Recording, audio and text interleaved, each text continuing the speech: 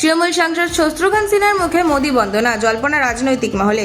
প্রধানমন্ত্রী হিসাবে টানা 12 বছর পূর্ণ করলেন নরেন্দ্র মোদী, আর সেই উপলক্ষে তাকে শুভেচ্ছা জানিয়ে রাজনৈতিক মহলে নতুন জল্পনার জন্ম দিলেন তৃণমূল কংগ্রেসের সাংসদ শত্রুঘ্ন সিনহা। সোশ্যাল মিডিয়ায় করা একটি পোস্টে শত্রুঘ্ন সিনহা প্রধানমন্ত্রী মোদীকে আন্তরিক অভিনন্দন জানান।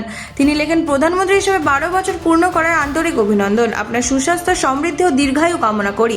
তৃণমূলের একাংশ যখন ভাঙনের জল্পনা তুঙ্গে, তখন জলের সাংসদের এই প্রকাশ্য শুভেচ্ছা বার্তা ঘিরে শুরু হয়েছে রাজনৈতিক চর্চা।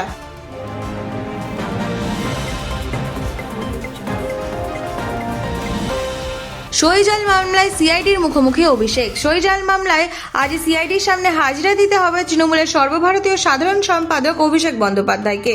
হাইকোর্টের নির্দেশ, সন্ধ্যা 6টার মধ্যে তাকে ভবানী উপস্থিত হতে হবে।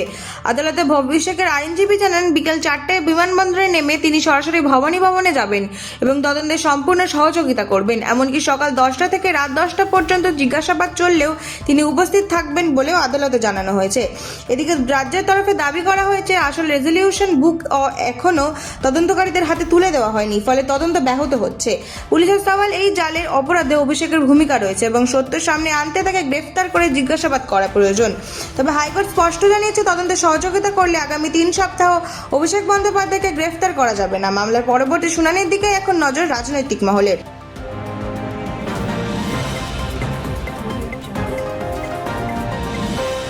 আলিপুরের সরকারি ভবনে ভয়াবহ অগ্নিকাণ্ড, অন্তর্ঘাতের আশঙ্কায় তদন্ত শুরু। কলকাতার আলিপুরের সরকারি অফিস ভবনে ভয়াবহ অগ্নিকাণ্ডকে ঘিরে উঠেছে একাধিক প্রশ্ন।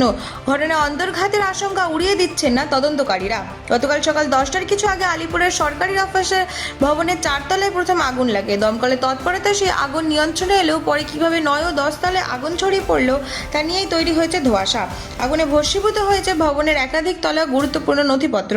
ঘটনাকে কেন্দ্র করে দক্ষিণ 24 পরগনার অতিরিক্ত জেলা শাসক বা এডিএম আলিপুর থানায় লিখিত অভিযোগ দায়ের করেছেন।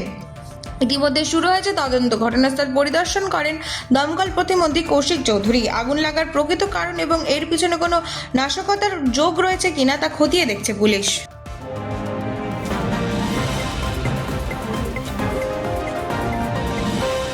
কাছাপাড়া স্কুলের ভল্টে 2.25 কোটি টাকা, তদন্তে পুলিশ। উত্তর 24 পরগনার কাছাপাড়ায় চাঞ্চল্যকর ঘটনা। হার্নেট ইংলিশ মিডিয়াম স্কুলের ভল্ট থেকে উদ্ধার হয়েছে প্রায় 2.25 কোটি টাকা। বিপুল পরিমাণ নগদ টাকা গুনতে বিশেষ মেশিন আনতে হয় বলে জানা গিয়েছে। গভীর রাত পর্যন্ত চলে টাকা গণনার কাজ। এত বিপুল অঙ্কের নগদ অর্থ স্কুলের ভল্টে কিভাবে এলো তা নিয়ে শুরু হয়েছে তদন্ত। পুলিশ স্কুলের অ্যাকাউন্ট্যান্ট এবং জুনিয়র অ্যাকাউন্ট্যান্টকে আটক করে জিজ্ঞাসাবাদ করছে। স্কুল পরিচালন সমিতির সভাপতি কমল অধিকারীর নামেও অভিযোগ দায়ের হয়েছে। তিনি কাছাপাড়া পুরসভার প্রাক্তন পুরপ্রধান এবং বীজপুরের প্রাক্তন তৃণমূল বিধায়ক সুবোধ অধিকারীর ভাই। স্কুল কর্তৃপক্ষ কমল অধিকারী সহ 3 জনের বিরুদ্ধে থানায় লিখিত অভিযোগ জানিয়েছে। উদ্ধার হওয়া টাকার উৎস কি তা খতিয়ে দেখছে পুলিশ। ঘটনার জেরে এলাকায় ব্যাপক চাঞ্চল্য ছড়িয়েছে।